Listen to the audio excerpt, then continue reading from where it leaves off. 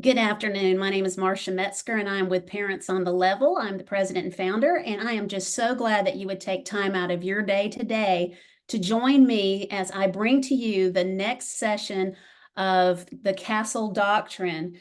Today, we're going to be working together to cover a lot of material. I normally take questions about halfway through the session, but today we are going to wait until the end to take questions.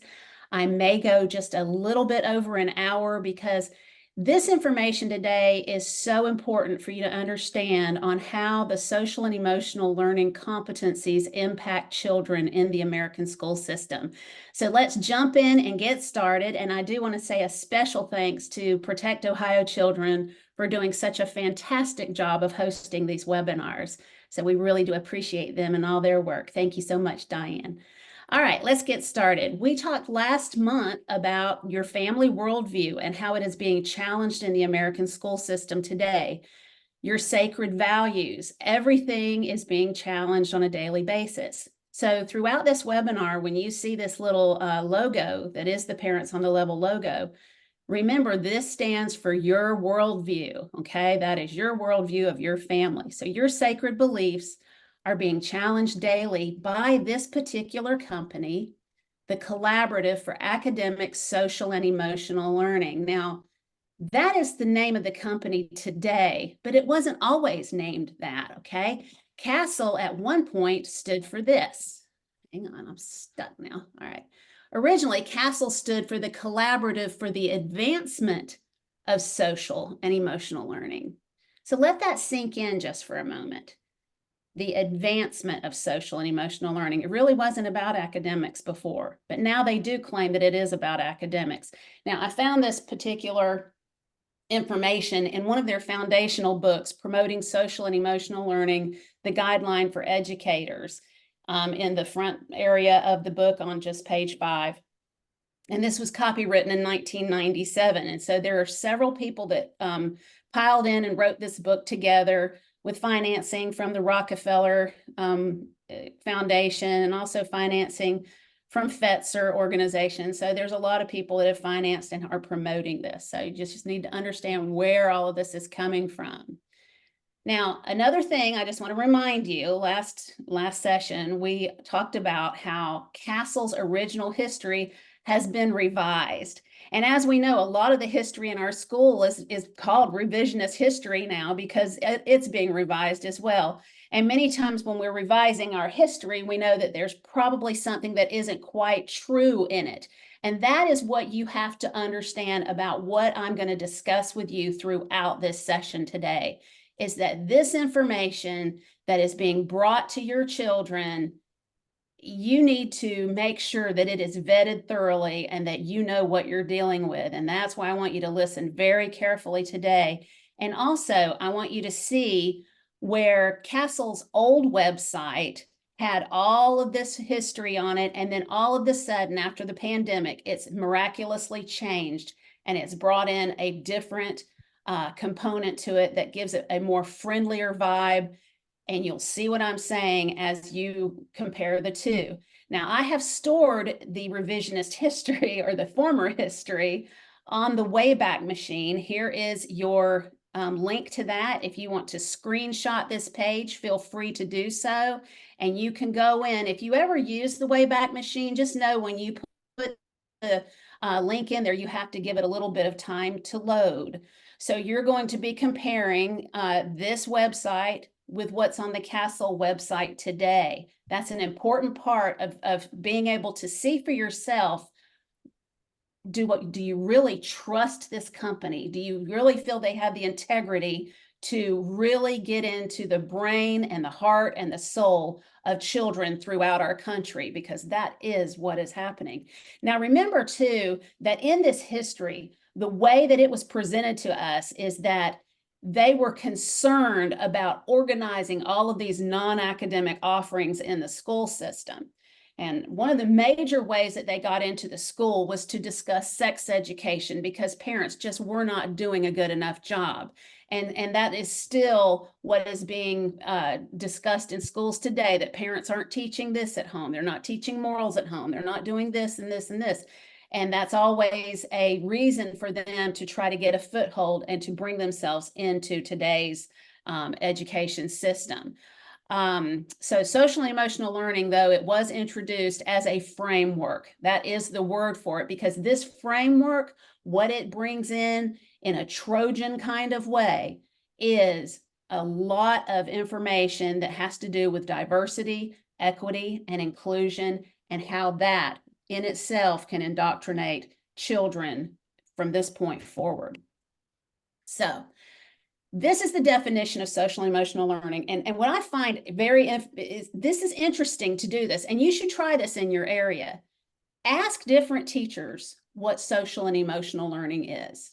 They will not give you this definition, because chances are all they think it is a behavioral program. That's pretty much what they're going to call it. But this is what is defined as. Social and emotional learning is an integral part of education and human development. SEL is the process through which all young people and adults acquire and apply the knowledge, skills, and attitudes to develop healthy identities, manage emotions, and achieve personal and collective goals, feel and show empathy for others, establish and maintain supportive relationships, and make responsible and caring decisions. So all of this is now broken down for you and we're going to talk about this. This is all of these, what we've just read in that definition are categorized as the CASEL 5, is what they call them, the 5 competencies. And everything in the schools today is filtered through this, we call it the equity lens. And all of this is going to go all the way from your classrooms, schools, to your family, out to the community. This, you can also feel the vibe of this in your corporate world as they're teaching diversity, equity, and inclusion in corporations. You'll see the advertisements or the information given on websites for companies. You can find diversity, equity, and inclusion just about everywhere in the corporate world now. So just remember that and look for it. You'll see it if you find it. CASEL, their goal is to produce a global citizen for the greater good. The greater good is more of a communist flavor, and if you really think about it, this is moving toward a one world system, a one world government, and I'm exposing how it's impacting what's taking place in the public school system. So now we're going to cover the pioneers for social and emotional learning. I don't want to get overly bogged down in this because I'm giving you plenty of information for you to come back. Webinars are designed to be really packed with information you can use for the future. All of these slides will be available for you to use as a resource if you want to teach this in your area. Also, you'll be able to read these slides so you can do your own deep dive on each of these pioneers yourself. And I'm not going to act like I have every pioneer. These are the ones that were pretty much listed on the website, and I've added a few. So let's keep going. Timothy Shriver is the co-founder and chairman of CASEL. He also helped write one of the foundational books about social and emotional learning where I had just gotten the definition of what CASEL had meant previously. Timothy Shriver is also Eunice Kennedy's son. And anyway, the Kennedys are well connected in all of the Democratic Party, of course. You see here, he's standing with Joe Biden, and he and Roger Weisberg, who is deceased now, he was one of the major contributors to SEL. They're trying to get everybody to get out and vote for Joe Biden, saying that he is competent and compassionate and caring, and that he will bring a creative innovation and a non-polarized set of solutions for today. I don't think these tweets aged very well. You know, if you ask the average person, I think that his approval rating right now is down in the 30s. So that's very informative for you. And if these are the people that head CASEL, and these are the people that are dealing with the heart, soul, and mind of your child in the school system, that might tell you something right there. So he also is very well connected in global networks. He was in the 1997 class of the Global Leaders for Tomorrow with the World Economic Forum. So these are globalists, and this is just what you need to know. Here is another one. Daniel Goldman was one of the main pioneers and who worked with Fetzer at the early onset, John Fetzer, which is another pioneer we'll talk about at the end of this. But the financing for his social and emotional learning and emotional intelligence projects were largely received by the Fetzer Institute and promoted by them. And so this is where a lot of all of this developed back in the early 90s, mid to late 80s. So you'll be able to see all of that for yourself and you can dive in. So just dive in. Eileen Rockefeller Grold, she is another one of the participants. She is, I think they forwarded around $15 million to this project early on in the 90s. So she's a big climate change proponent. You've got Linda Lantieri. She's also very endowed into Eastern mysticism. There she is with the Dalai Lama. She brings another edge to the emotional learning. You will find lessons throughout social and emotional learning programs on mindfulness and things that connect to like Hinduism or Buddhism or a myriad of different ways of sitting and thinking and just being mindful. Anyway, David Sloiter, also co-founder of CASEL. He is a senior advisor at the Fetzer Institute. You can read more about him. Mark Greenberg, the same. He is another co-author for that foundational book promoting social and emotional learning, the guidelines for educators. That's written by a list of people that are the pioneers of this movement. So there's a lot to learn. Now, Linda Darling Hammond, she is completely enmeshed in education in the United States. Currently, she is the president of the State Board of Education for California. And you do not just get that job. That is, you are completely committed to a lot of radical ideology if you are the leader of the California Board of Education. I'm sorry. So she is the first African-American woman to preside over the California Board of Education. Some people mistake her for being white. She's very light-skinned. She also was the director of the Rand Corporation's education program, and she's an endowed professor at the Columbia University Teachers College. These connections, this particular school hosts a lot of the radical ideologies that are impacting the schools today. She also founded the School Redesign Network through the Stanford Teacher Education Program, Stanford University. She's a professor emeritus there as well. So this woman, she is very well educated. She is dangerous, in my opinion, in the educational world.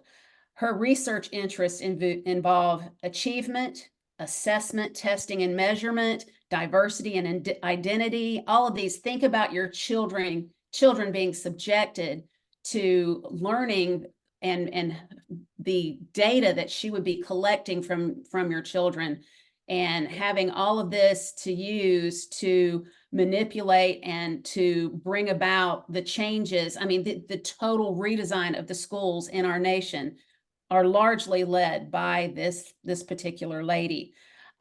Special education programs as well, and alternative schools using some of these digital programs, the data that's driven by them. How can these children be developed into activists? I believe we see these activists in a lot of these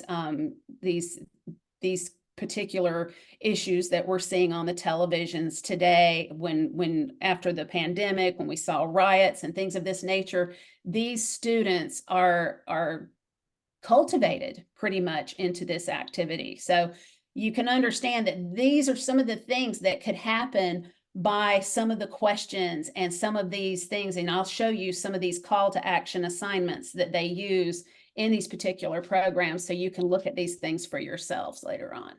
All right, let's keep going. James Comr came on the scene with the new website for CASEL. So he's in the updated website. Now, this particular little darling man, he had, there's pictures of him on the internet, and he just seems like a sweet, precious man. He really does. And he's in his 80s now. He has 47 honorary doctorates, people. This man has a CV that is just like over 80 pages. He is well published. His bachelor's it comes from the zoology department from Indiana University. He received that education at the same time that Alfred Kinsey was there. Alfred Kinsey was also in the zoology department at Indiana University. He is the author of the book Sexuality and the Human Male that hit the nation by storm. So Dr. Comr was well aware of Dr. Kinsey at the time. So if you don't know about Dr. Kinsey, you can look that up yourself. But this is where this man originated and comes from. And honestly, he is so well established and credentialed. He totally does not fit the narrative to have come through the ranks of such a racist country as America. I mean, he just does not fit the narrative for what they propagate about racism. Read his CV and you will be amazed as well that from his generation that he would come out with so many accolades and that he would end up working through the Yale School of Medicine. So there's, and two, he is also credited for the Comr's Children Development Program, the school development program out of Connecticut, and that they used his particular accomplishments to kind of use that to develop the framework for SEL. So you can look through that all on your own and understand a lot more about him. Stephen Rockefeller is another person that has contributed. He is trying to bring in spirituality and education to the school systems. And so when you go to spiritualityandeducation.org and look at that, and you think all the years that we've just heard them crying separation of church and state in the school networks, and now they're wanting to bring this to our students. You can't make this up. Look at it for yourself. John Fetzer, probably some people would call him the father of New Age in America. He has really influenced all of this social and emotional learning. He was the former owner of the Detroit Tigers, won a World Series. He was also a 33rd degree Mason. You can see his influence on the schools just by reading the materials and how he relates to CASEL.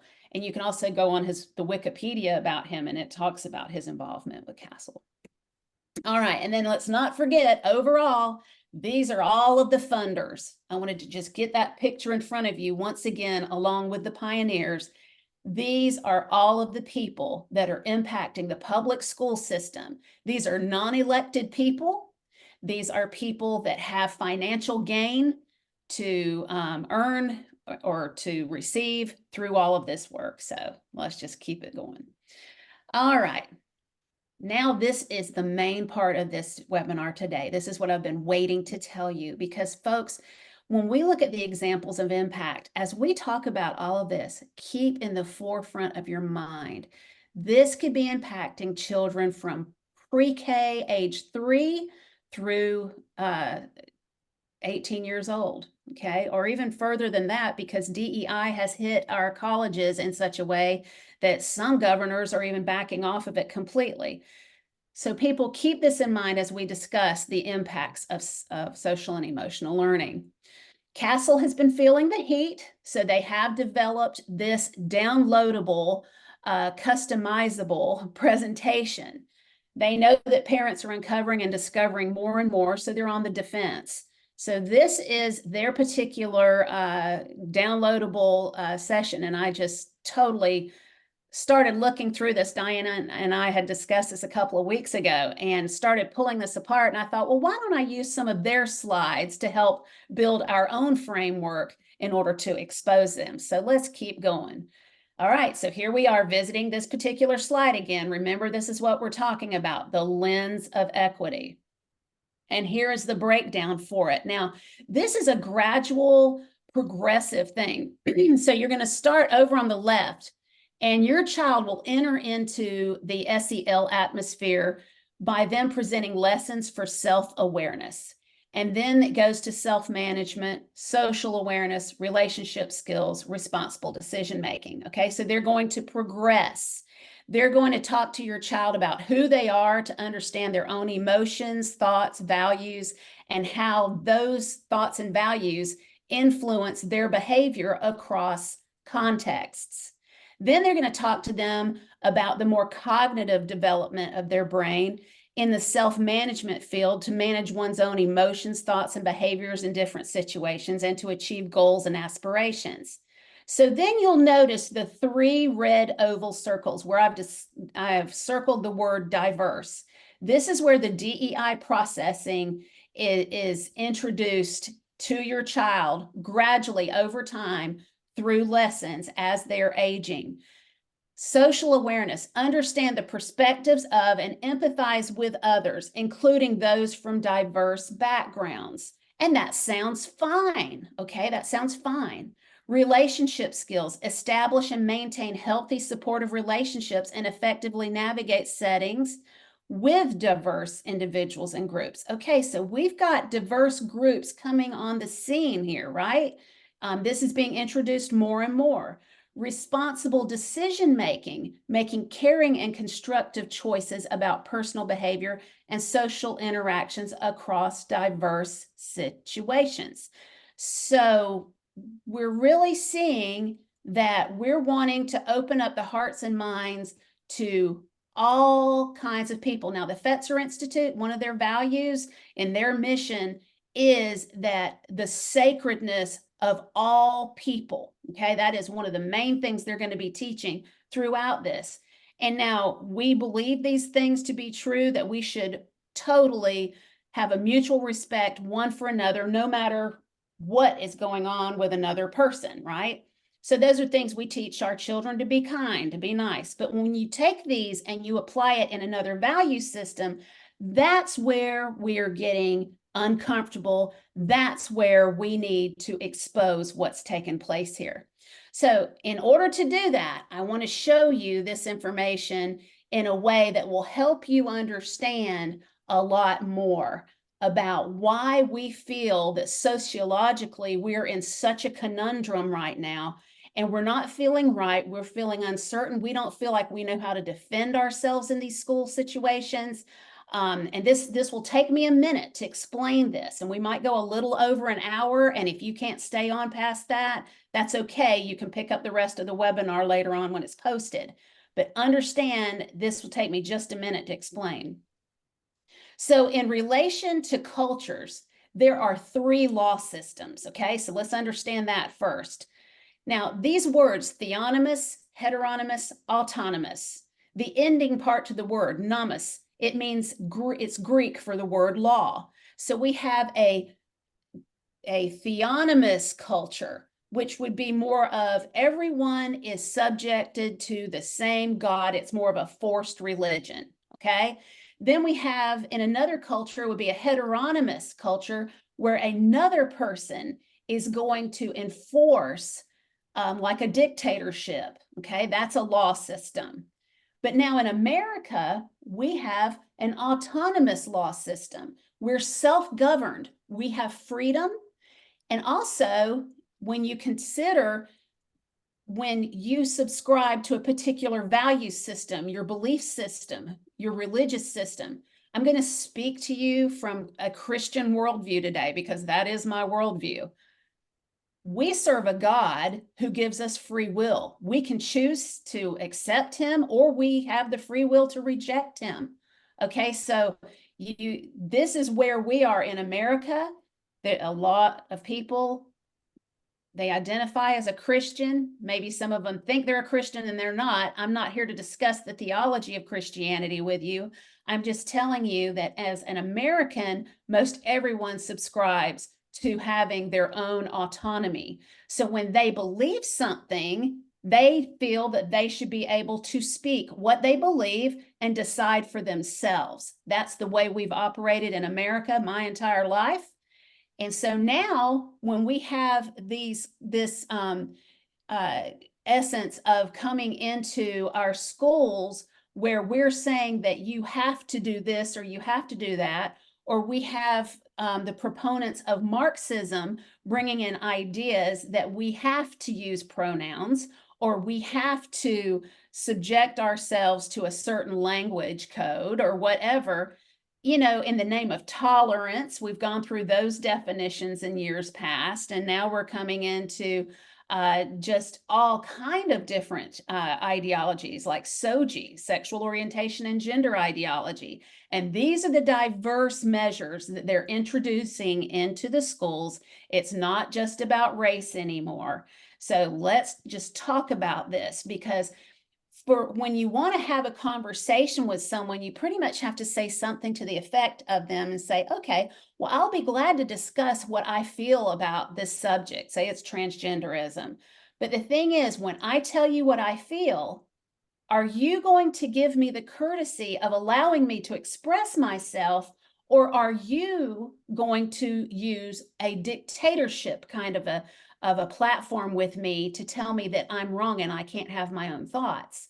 You know, belief systems have their own autonomy. We have to allow people to believe as they do. So that's why we're in such a conundrum. You can't convert yourself over to becoming someone else's dictator to force an ideology upon them. In America, we're a pluralistic society. That means we have several different belief systems throughout it. And there has always been just an underlying understanding that we respect one another. We say it's a free country, believe what you want. How many times have you heard that? It's free country, because it is. Okay, so now let's evaluate. Remember, this is about your student. What is happening to your child in the school, okay? So let's just talk about this. First of all, your student, if they're going to be sitting there in a lesson, there's this identity check. Who am I? They know who they are, what they believe. They come to the classroom, they sit down. What is the topic? What is my value and belief system? Can I defend it? What is my cultural framework, or those laws I just talked about?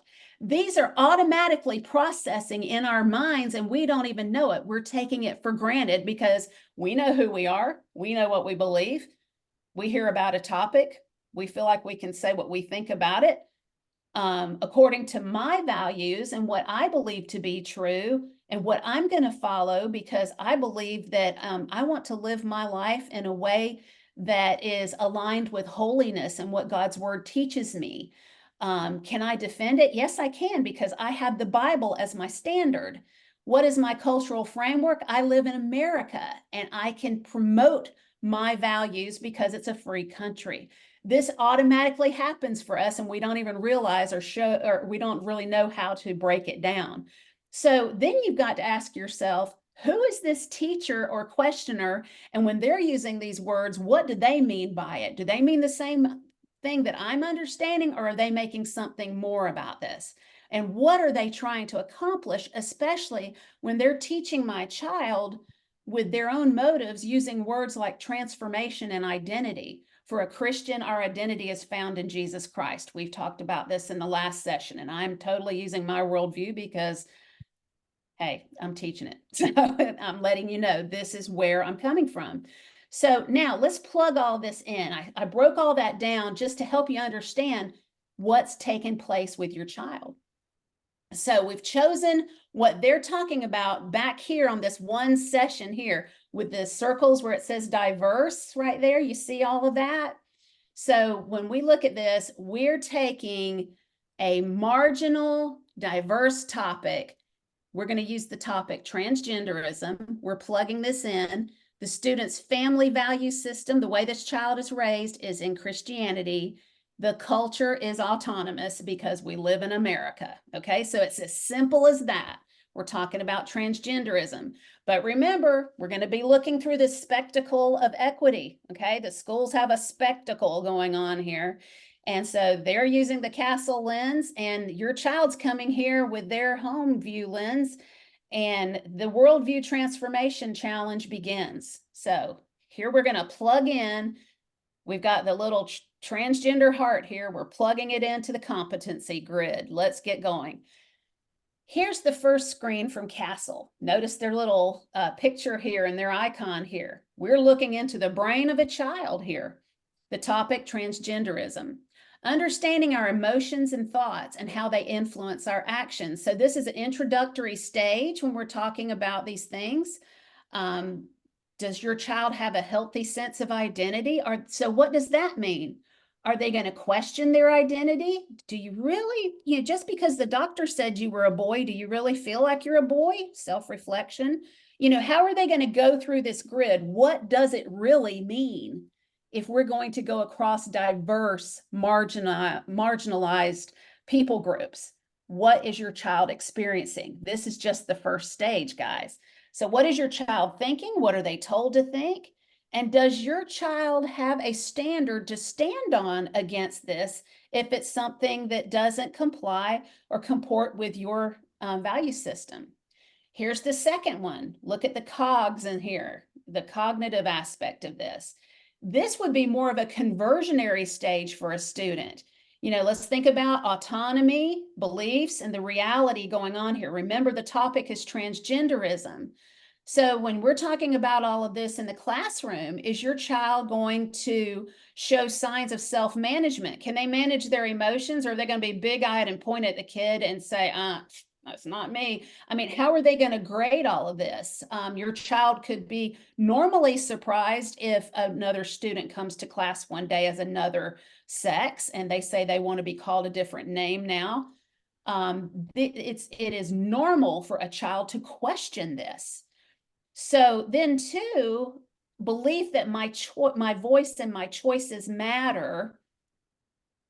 There is no way you can solve this, because you can put the Christian in here just as much as you could put the transgender in here.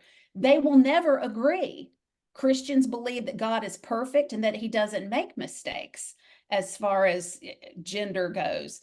That a doctor doesn't tell someone who their gender is, or it's their sex. So we're looking at reality, biology here, and we're looking at overcoming the challenge for our child to sit there and just even identify with reality. This is so confusing for a small child, or even a middle school or high school child. This can be confusing. So you can get bogged down in this lesson really easy. Do you see where I'm going with this? How will your child survive some of these kinds of lessons? And I'm about to show you a few of them. But think about these questions. All of the red markings, by the way, on these slides. These are the things that I've typed on top of their slide. What is the goal here? Is the goal to change the sacred beliefs of the child? And what is the response of the child? Are they going to do self-censorship or full acceptance? Because right there, what we're identifying is the fact that these children are put in a double bind. A double bind is a mental health classification of a child that's in a struggle between two different authority figures in their life. They're having to choose between what my parents say and what's being taught at the school so I can make my grade. And they're having to survive this somehow. So this is a double bind, and this is a complete conundrum for students.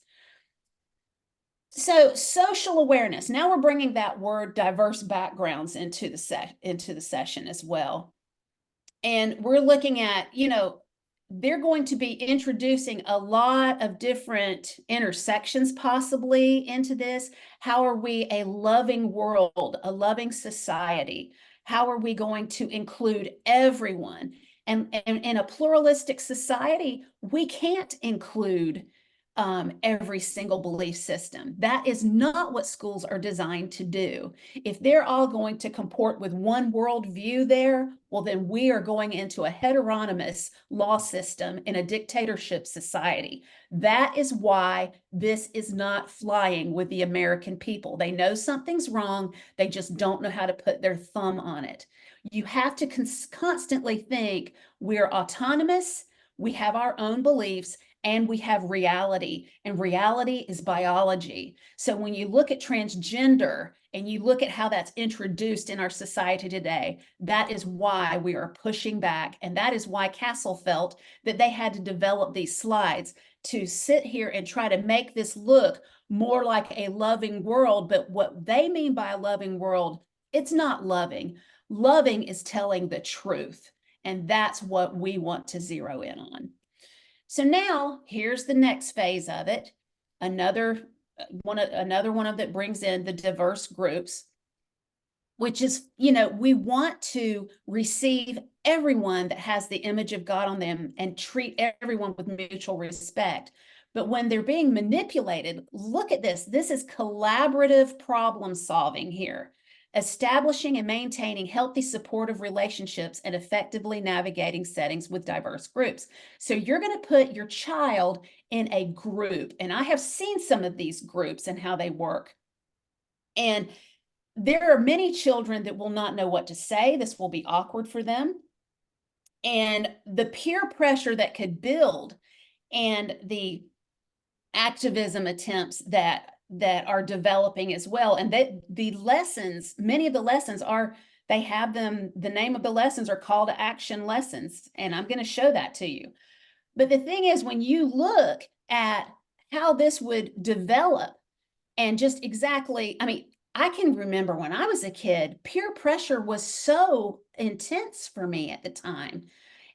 I can't see how a child can come out of this without appearing as a hater or as mean or something like that when the topic is transgenderism, if they hold to what is true.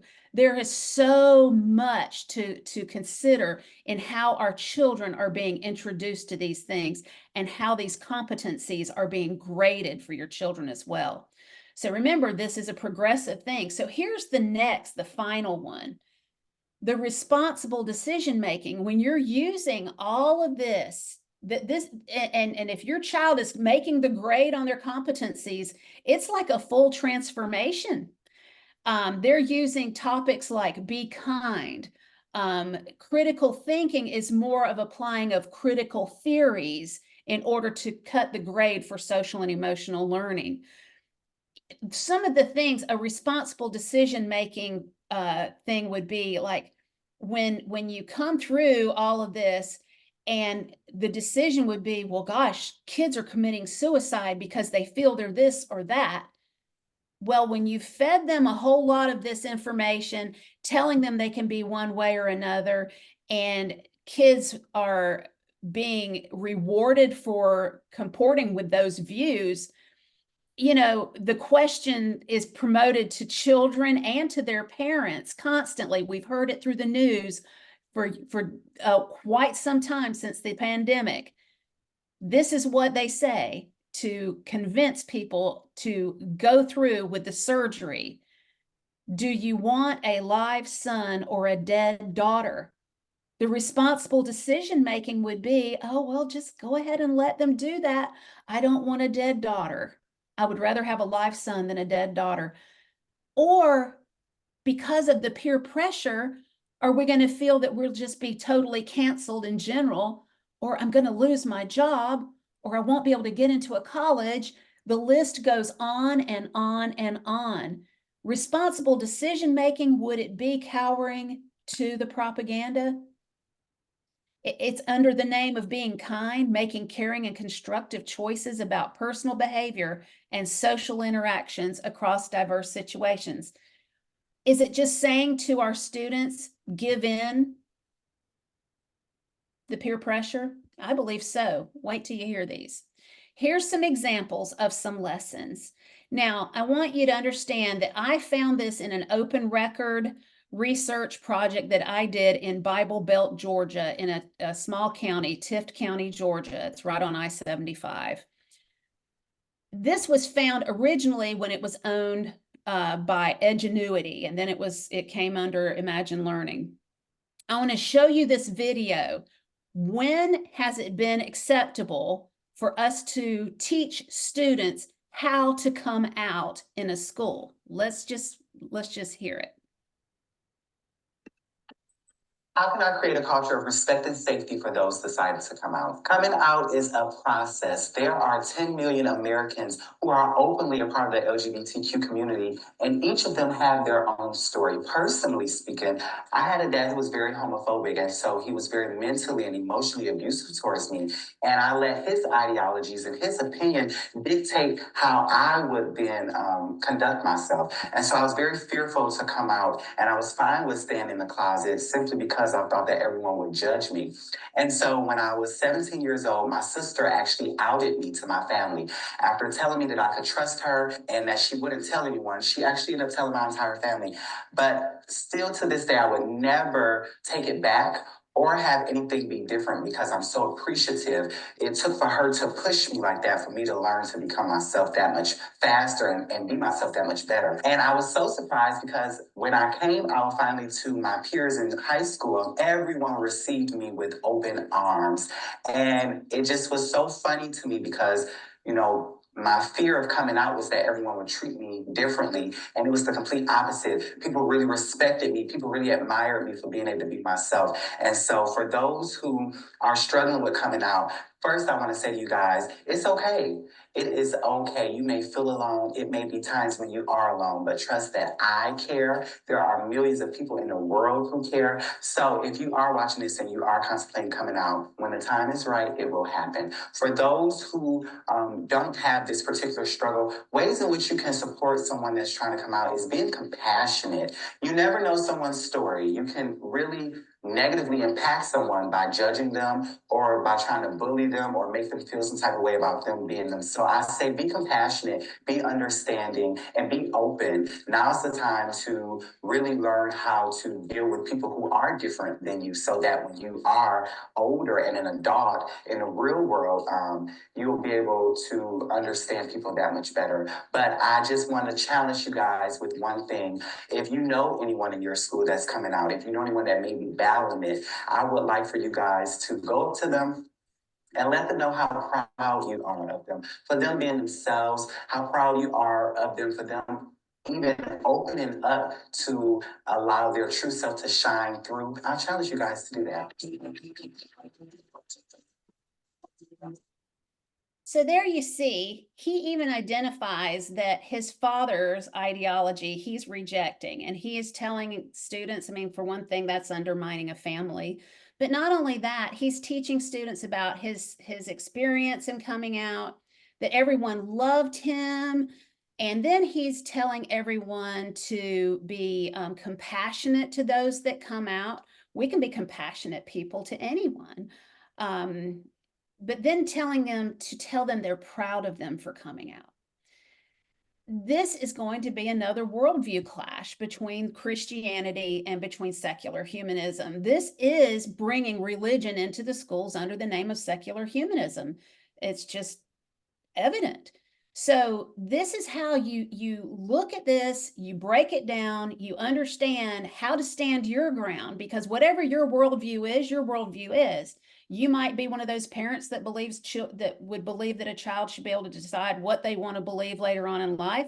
Well, that's fine. But as far as a child and and I'm talking middle school and high school even, this is off limits. This is a religious view that anything and everything is okay, and this is ideology being brought and presented to your child at school. Now, another thing I want to say to you before I turn the screen, because what I do in my research is I look at who are they using for teachers.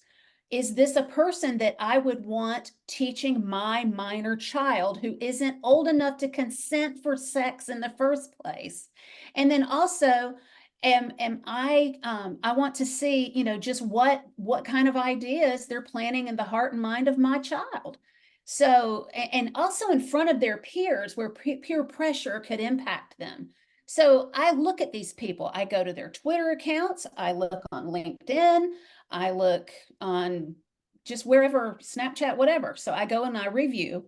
And these are some of the views that I found for this particular young man. These were his pictures on his Twitter account. I don't see his Twitter anymore. I think he took it down, but I found those, I think, last year. And then on his LinkedIn, now this man graduated at the top of his class, okay? And he is a licensed mental health counselor. Let that sink in for a minute. And here is what he put on his LinkedIn. I love what I do and add the intersectionality of being openly gay and feminine whilst sitting in my Black manhood. Sugar honey, I think we have a phenomenon. He's teaching children in the public school system. There you have it. All right, here's the call to action assignment after this particular video that I showed you. I want to read this to you. In order to build understanding and respect toward LGBTQ people and related issues in your school and community, it is important to be educated on the history of it and be exposed to viewpoints that will expand your own.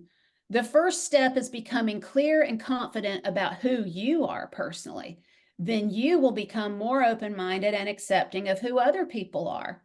It is normal to sometimes be critical or judgmental of others who do not think or act like we do. However, this is a mindset that can be unlearned and improved. Don't you just want your worldview unlearned and improved in your school? The goal is to achieve a safe and inclusive environment for everyone to be comfortable being their authentic selves. This is part of DEI. This is an inclusion lesson, parents. This is how your child is being introduced into this community. And if your child says, I'm not ready for sex, well, they'll still put them in the community and just call them questioning. This is where they're coming from. They want to lead your children in these diverse topics in order to introduce these worldviews. And it's activism. Stand up for other people. Call to action. There you go. And like I said, the mindset can be unlearned and improved. That is a bullseye on your worldview. And then also consider the double bind, mental health, in the name of mental health, to bring a mental health situation that they would deem as abusive is absolutely mind-blowing to me. All right, let's look at this particular prompt. This is a lesson on diversity. There is a diversity around us almost all the time, and as a result, we're responsible for fostering an inclusive environment for all people. So we're responsible. You know, this is kind of like how to be an anti-racist. You have to be an ally. You have to speak up if you're truly anti-racist. You can't be silent. You have to engage. Feeling including and accepted always allows everyone to be their true selves and to share their thoughts and experiences so others can learn from them. For this call to action assignment, form a group with at least 3 other people and take turns answering the questions below. Now, think about a group of students coming together and answering things from their limited perspectives, from their just feelings and emotions, and based on what they're seeing on social media. Some kids will be far more streetwise than other kids. So think of your child and how your child would be just challenged with this information. Then they say if a group is not available, write about what you would say if you could discuss the questions with others. This activity is intended to allow participants to introduce their identity and dismiss any stereotypes about them that they do not identify with. Folks, this is not academics. This is indoctrination. This is crazy ridiculous. In the box, write down 5 sentences that follow the format. I am this, but I am not that. How will your students survive this? Look at the other questions. They're going to be answering these questions, and this data will be collected on them. How do you feel about that, parents? Because it's time to wake up and recognize this is just one SEL program in a myriad of 100s of them. So understand that.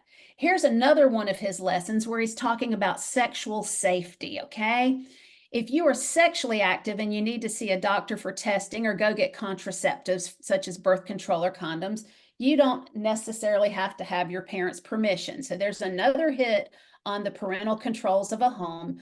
And I do understand that sometimes kids will get in problems, that they may have become sexually active, they don't want to talk with their parents, and that they do need a safe adult to speak with. I know that we live in the real world, but still, when this is taught as a lesson, and that's basically endorsed by the school, This is something that by a man wearing false eyelashes. This whole thing is going to totally challenge your kid and desensitize them. And there's just a myriad of issues that we could identify in this. Okay, now let's just take a breath and let's talk about acronemia for a minute. Now, this is a made-up word. I made this word up. I don't know, maybe someone else uses it, but I kind of came up with it because, folks, in the years that I have been involved with the school system and I've gone on the inside of the school system to learn things, I'm astonished at the language that you have to learn in order to understand what these educators and administrators are discussing. The acronyms are a great way to mask the obvious. Transparency is not desired. Their own language abounds. Do you have any idea what all of these acronyms even mean? Where they came from, what produced them, what their purposes are? Parents, we've lost control in the American school system because if you don't know what all these things mean and you're willfully subjecting your child to them, you need to really pull back for a little bit and give it some thought. And not only that, who's driving the bus here through a lot of this are non-government organizations that have a lot of money. They're making a lot of money on a lot of these programs. You need to understand these words, these acronyms, they drive a global message and an agenda. And honestly, this could be a webinar on its own. They're designed intentionally to confuse and belittle expected challenges to the process. They mask things with them. Parents are the biggest hurdle that schools have. That's what they'll tell you. These 4 acronyms below are what cause me the deepest concern because they do promote a global one world government. We have social and emotional learning, DEI, comprehensive sex education, and the NGO, the non-government organizations that are taking them to the next level is what I need you to understand is a major concern. I'm going to try to finish this up as quickly as I can. Welcome.us. If you go into this particular website, you will see on their welcome committee or welcome council, Tim Shriver is one of the members of it. Remember, he is the chair of CASEL, and he's one of the co-founders of CASEL. So understand that these people, the honorary co-chairs are all of our former presidents, most of them. There's some that are missing, and George Bush Sr. and his wife Barbara would be on here too if they were still alive. So they are honorary co-chairs. And so on the Welcome Council, though, when you go into this page and you thumb through all of who they are, you will see each one represents a different non-government organization that represents a lot of grant funding, a lot of money that they're using to promote this agenda to reset America. There's people on there that talk about the new America, and that has to do with all of these people that are pouring over the border. The Welcome Council includes a diverse group of leaders working to build a broad welcome movement. They share a common belief that welcoming newcomers is who we are at our best, and a commitment to lifting up that message in their communities. They do not want anything other than a one world government, no borders, free society, open society. You will see all kinds of different organizations and you will recognize them as you go through them. All right, so look to welcome.us. Here's their CEO, and think about Google. Google has all of the computers in the schools. These are great reset allies. So you have all of this data that's being stored in Google, all of these lessons. It's very interesting. Look in it for yourself. Here's another connection with the school system, and I just picked up 2. There's probably several more. This particular woman, Rabbi Sharon Kleinbaum, is married to Randy Weingarten, who is the president of the American Federation of Teachers. So that's the second largest union in America. So there you go. There's another connection to it. So we're turning American students into global students using CASEL is basically what the American school system is doing. They claim to be the missing piece in education, but the missing piece for them truly is to secure a global takeover in education. It's exposed here now. And the thing is, CASEL is global already. They are doing this in other countries as well. The United States school system resources, the national average is 17,000 per pupil. That's the national average. There are some people that are reporting in some areas in California and New York that it is way more, almost double that. So we're looking at all of this climbing expense because we're having to educate every child that comes into the country. And some people are classifying this as part of a forced transfer of American wealth. So we believe that their tagline, the missing piece in education, we say the same thing. We just spell the word peace differently. They are interrupting our society. They're interrupting our families. They're targeting our families. They're targeting our worldview. They're turning American students into activists. They're rejecting the family and or national values. This is something that every one of us needs to come together, understand, take it deep into our hearts and understand what's happening. Our children are sitting in these seats. They're experiencing these lessons and maybe even worse. So you need to know, I picked out these lessons just to help you understand how these competencies apply to your child and what it would take for your child to be able to stand and defend their own faith if they're able. I know a lot of parents that can't even defend their own faith. Is your child ready to? Parents, there's a lot to consider here. So what I wanted to bring to you are also just a great deal of resources. And again, all of this will be posted for you.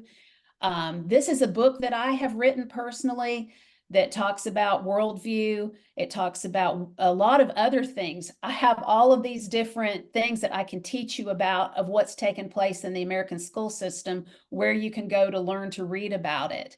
And you can go to theparentnavigator.net. My little screen there scrambled a little bit. Or you can go to parentsonthelevel.com and you can find out where everything, how to get a copy of this book. You can also reach out to me. I am so happy to answer questions. You can email me. It might take me a little while to get to you. I get a lot of email, but feel free to reach out. I'll be glad to talk with you. Here are some other wonderful resources that you can get. The Child Parent Rights Campaign. This is a law firm in Georgia. These people are fantastic. They exclusively represent parents in court where their children have been impacted by a lot of these kinds of lessons, and especially about transgenderism. They give the Church Transgender Response Guide and Navigating the Transgender Landscape School Resource Guide. These are excellent resources you can download immediately. We also have Courage is a Habit. Go to courageisahabit.org and just thumb through their entire site. It is such compelling information, and they will give you actionable resources to use. Alvin Louis, the president of this organization, is phenomenal, and his family experienced Maoism. He has a great deal to share with you about how DEI impacts the schools and impacts the family. Another great resource is Protect Our Kids out of California. They are a little more advanced than we are in what they've experienced with their schools there. They have short videos that they have professionally produced that help explain what's taking place in the schools as well. StopCSE.org is another fabulous resource for you to look at when it comes to radical sex education in the schools.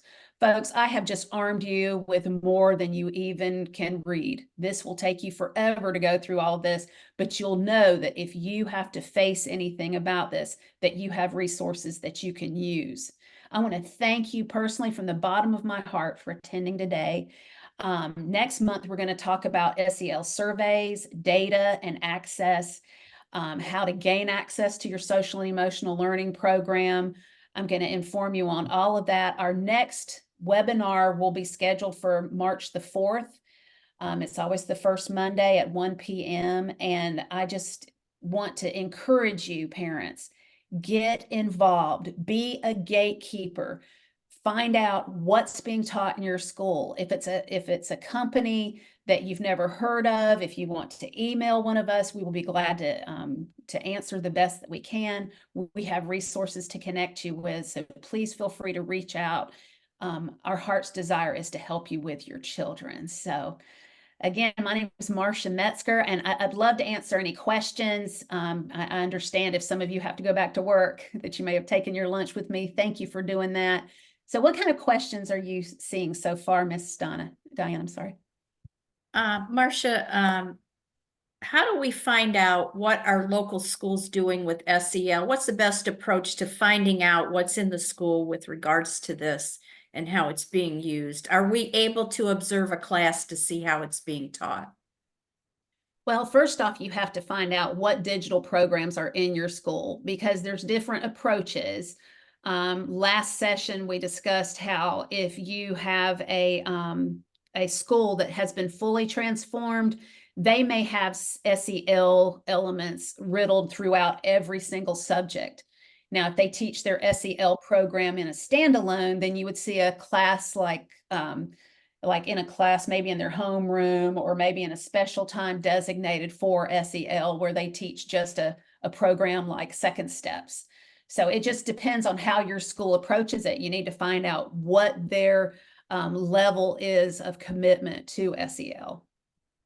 Marsha, in the section where you covered the call to action assignment, give a little more about the context of that class. I think the question comes with wanting to know, where would we expect to see that? Which school, where it is, and what class course is this coming in, and where would this come into a classroom?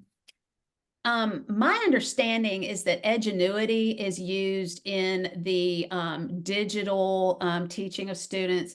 Sometimes it's used in, what do they call it? The schools where it's just totally online. Sometimes it's used just basically there.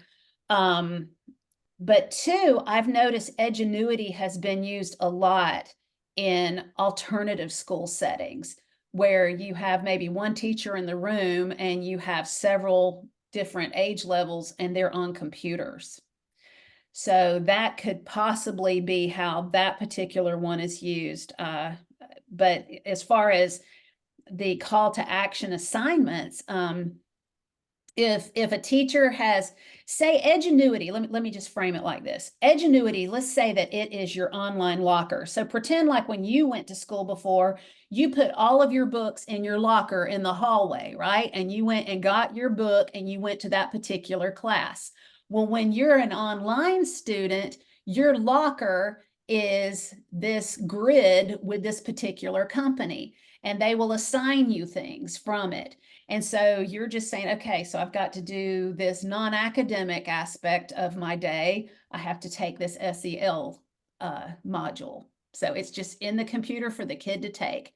And they are personalized videos. So depending on how these kids answer questions in these standalone SEL programs, it might trigger another assignment for that kid because they didn't get this competency right, say. There's so many ways that this can be personalized to a kid, for a kid, and it can also trigger a intervention with a counselor. And if that counselor is an American School Counselor Association member, and you look and oh my goodness, we have exposés of these woke counselors. Courage is a Habit has those exposés on their website. That's in the resources I just read to you. If there's one of those counselors where you've had one of these interventions triggered by the call to action assignment answers, I mean, this is how it travels and how it interacts with your child throughout the day. It's unbelievable. So Marsha, I think you'll cover this in a future meeting, but the question is, how do we fight this since our states have made SEL and DEI mandatory teachings in our curriculum? Local schools will lose state financing, therefore the school boards will fight to keep it in. Well, you have to go back to the drawing board and find out, first off, if your state is a local control state, your school board needs to recognize that sometimes things are too expensive and they need to turn down some funding. And if they have to send something back because they no longer can afford to put it because they've lost a grant, I mean, they have got to come off of their high horse. And two, what has to happen is parents and citizens have to rise up and recall these school boards that will not comply, because just because money's involved doesn't mean it's right to teach to a student. This is the call to action for us. We have to get involved and push back and say no more. Marsha, a lot of the feedback in the Q&A is to congratulate you and thank you for doing this. And people appreciate so much information. People feel like this is a fire hose, but you've given them tools that they didn't have before. And there's just many, many, many, comments here to thank you for that. And Yeah. so, I think, oh, here's one more. Can you explain SEL within an MTSS framework? An MTSS. I thought you said empty. I'm sorry, yes. M is in Mickey Mouse. Multi-tiered system of supports. You're speaking acronemia here for me. All right, MTSS. Okay, so say that your student is involved with an SEL program and they answer a question in such a way that it would trigger a intervention by a counselor, and it would just travel however they've got their MTSS network set up. MTSS is heavily guarded because there's FERPA laws that go along with it. FERPA laws are like HIPAA laws just for a school instead of a doctor's office.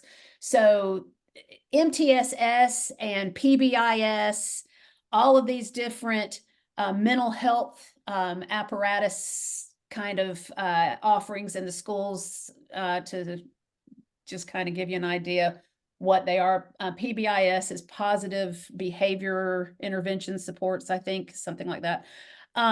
These all have to do with your counselors and psychologists in the school system, and they are interpreting data. And it's something that every single student in the American public school system is entered in a mental health assessment, and parents haven't even given consent for that, not knowing consent. If they sign something and some attorney has snuck something in saying, well, the fact that you did this, that gave consent, that's the only way, but it's not a knowing consent. So MTSS, a lot of it probably is hidden from people like me. I don't probably fully understand. I'm sure I don't fully understand all of it, but it is something that any mental health counselor out there that's hearing this, that wants to be a whistleblower, they would have my sworn secrecy if they would like to help me understand more. But they are generating interventions by the answers these kids give in these call to action assignments. So I guess I said all that to say that. So Marsha, a child forgets their lunch and is having a bad day, and how they may respond to a question in their system, their PBIS system, will go into their permanent record and be used as something that could have many implications and reflects how they felt in time at that one moment. And children, as we know, they have bad days like big people, right? So it's just very nefarious how they've done this. Well, I think we've reached the end of the questions. Lots of comments, Marsha, and we're looking forward to the next segment. The PBIS mental health issue is a big topic that people are interested in, and I think we can call it a wrap for today. And all right. Thank you so much, everyone. And I look forward to seeing you next month. And we will be discussing a lot about that. And I thank you for those prayers and love emojis coming across the screen. Thank you so much. God bless. And we'll see you next month. Thank you.